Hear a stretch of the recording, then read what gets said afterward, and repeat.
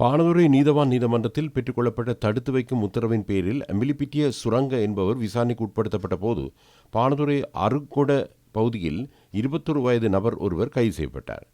அவர் விசாரணைக்கு உட்படுத்தப்பட்ட போது அம்பாந்தோட்டை மயூரபுர பகுதியில் உள்ள வீடு தொடர்பான தகவல்கள் வெளியாகின. அந்த வீட்டிலிருந்து ஐஸ் போதைப் பொருளுக்கு பயன்படுத்தப்படுவதாக சந்தேகிக்கப்படும் 52 லிட்டர் ரசாயன பதார்த்தம் அடங்கிய 14 கொள்கலங்கள் மற்றும் உபகரணங்கள் கைப்பற்றப்பட்டன.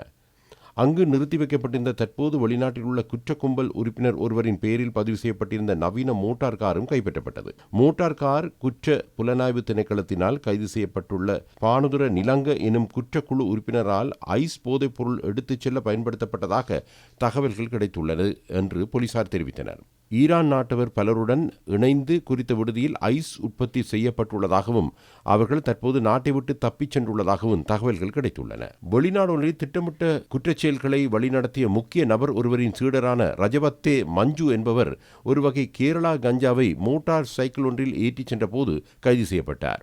அவரிடமிருந்து 5 கூரிய ஆயுதங்களும் கண்டெடுக்கப்பட்டது. சந்தேக நபர் களுத்துறை நீதவான் நீதிமன்றத்தில் ஆஜர்படுத்தப்பட உள்ளார்.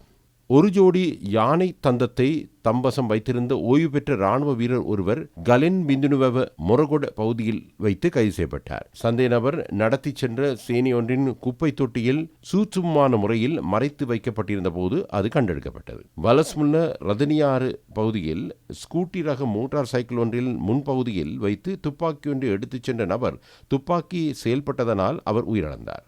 குறித்த நபர் 32 வயதுடைய 3 பிள்ளைகளின் தந்தையாவார்.